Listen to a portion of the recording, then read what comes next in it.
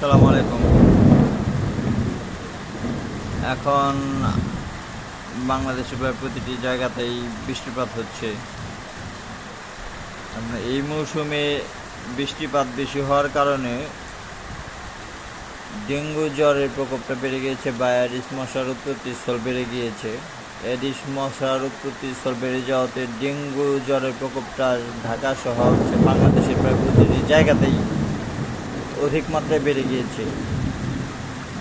এমত অবস্থা আমাদের প্রতিটি বাসাবাড়ি মানুষের সচেতন হয়ে থাকতে হবে যেন ডেঙ্গুর প্রকোপটা না বাড়ে বা অ্যাডিস মশার উৎপত্তিস্থল বৃদ্ধি না পায়। এর জন্য আমাদের আশেপাশে যে সকল বাসাবাড়ি আছে বা বিভিন্ন ছাদ আছে, ছাদের টায়ার বা প্লাস্টিক বোতল বা টবে পানি জমে অ্যাডিস মশার উৎপত্তিস্থল তৈরি হয়, এই সকল স্থানে যেন পানি জমে না থাকে এই বিষয়টি আমাদেরকে খেয়াল রাখতে হবে, পরিষ্কার করে দিতে হবে। বাসাবাড়ির পাশে ডোবা নালা থাকলে এই বিষয়গুলো আবার আমাদের পরিষ্কার করতে হবে। আমাদেরকে সম্মিলিতভাবে সচেতন হয়ে এই জিনিসগুলো কাজ করতে হবে, ডেঙ্গু প্রতিরোধে কাজ করতে হবে। এবং ডেঙ্গু জ্বরের লক্ষণ যেগুলো, শরীরে যদি লালচে ছোপ ছোপ দাগ হয় বা 104 থেকে 5 ডিগ্রি জ্বর হয়, সাথে যদি শরীরে ব্যথা হয়, তাহলে এটা ডেঙ্গু জ্বরের লক্ষণ।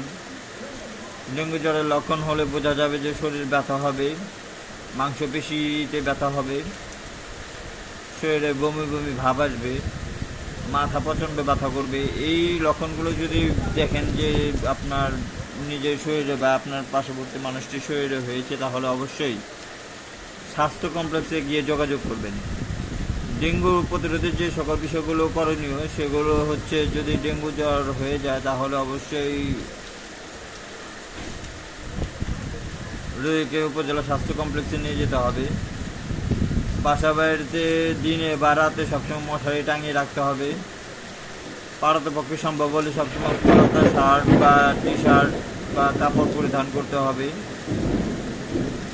এই বিষয়গুলো যদি আমরা সচেতনভাবে মেনে চলতে পারি এবং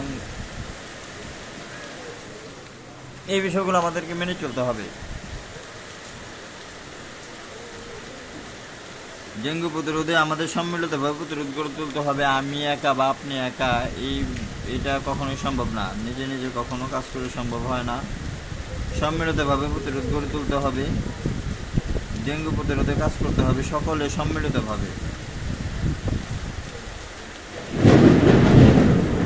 এখন প্রচণ্ড পরিমাণে বৃষ্টি, এই আগামী 2-3 মাস, এই 2-3 মাস আমাদের সচেতন হয়ে কাজ করতে হবে।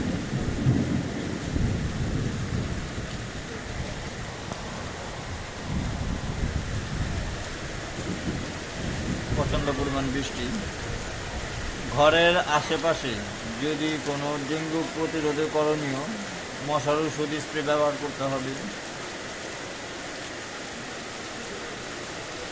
দিনে বা রাতে মশারি টাঙিয়ে ঘুমাতে হবে বা শুয়ে যখন শুবেন তখন মশারি অবশ্যই টাঙিয়ে রাখবেন। ঘরে আনাচে কানাচে অন্ধকার জায়গায় সব মশানাশক ওষুধ স্প্রে ব্যবহার করতে হবে। ফুলের টব, এসি, ফ্রিজের নিচে আমরা যে কোনো আবদ্ধ পানি পরিষ্কার করুন। ফ্রিজের নিচে অনেক সময় পানি জমে থাকে, এগুলো অবশ্যই পরিষ্কার করতে হবে। ফ্রিজের মধ্যে বা এসির মধ্যে পানি জমে থেকে এগুলো পরিষ্কার করতে হবে। বাড়ির উপরে ছাদে টায়ার, টব, ফুলের টব, ডাবের খোসা, এগুলো পরিষ্কার করতে হবে। স্বাভাবিক খাবারের পাশাপাশি ডেঙ্গু প্রতিকারে করণীয় বিষয়গুলো হচ্ছে, স্বাভাবিক খাবারের পাশাপাশি রোগীকে প্রচুর পরিমাণে তরল খাবার দিতে হবে। ডাবের পানি, ডালের পানি, পেঁপে পাতার রস, এই টাইপের যাবতীয় জিনিসগুলো খাওয়াতে হবে। রোগীকে সবসময় মশারির ভেতর বিশ্রামে রাখতে হবে। জ্বরের প্রয়োজনে শুধুমাত্র প্যারাসিটামল খাওয়াতে হবে এবং কোনো রকম ব্যথানাশক ওষুধ যেন না খায়, এদিকে খেয়াল রাখতে হবে।